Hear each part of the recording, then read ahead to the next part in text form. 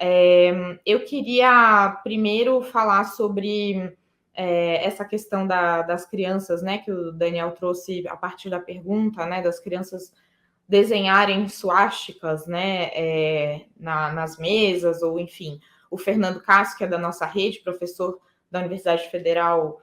do ABC e também membro da Rede Escola Pública e Universidade, é do nosso comitê diretivo, trouxe essa semana também a denúncia de que alguns cadernos do Colégio Objetivo estavam com uma brincadeira em que se destacavam suásticas, né, para fazer uma brincadeira de simulação de Segunda Guerra, né, e que por mais que o caderno mostrasse, né, a intenção de combater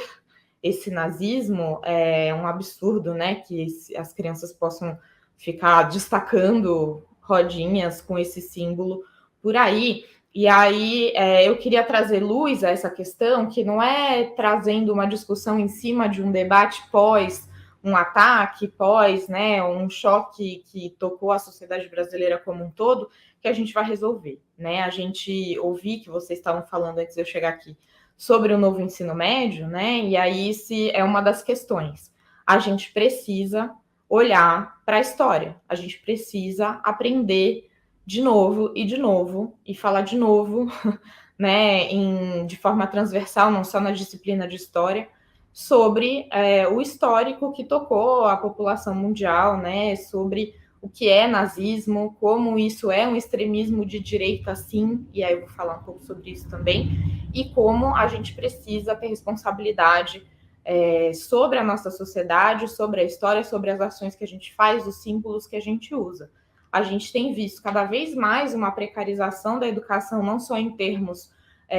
do currículo, como também, né, da formação dos profissionais da educação, da valorização desses profissionais que têm tido uma dificuldade imensa de conseguir, né, personalizar a educação, olhar para cada um dos alunos, porque eles têm uma enxurrada de alunos para lidar, né, e várias escolas, várias vezes para trabalhar, porque falta, né, valorização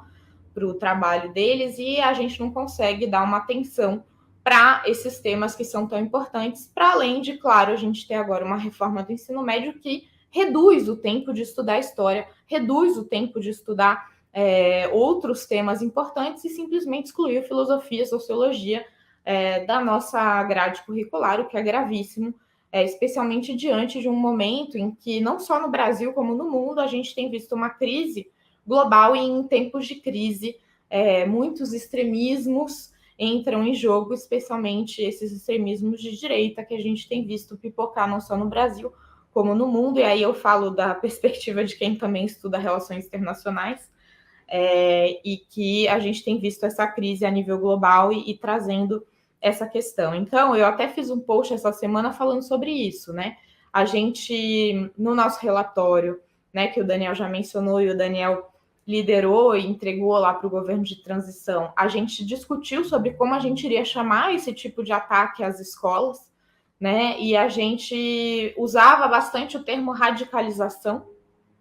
só que a gente resolveu não usar radicalização, porque radicalização em muitos aspectos é positivo, né? Porque até Paulo Freire fala sobre isso, né? Radicalização de ir ao radical, né? De ir à origem, de beber da fonte, né? Então a gente não queria usar radicalização.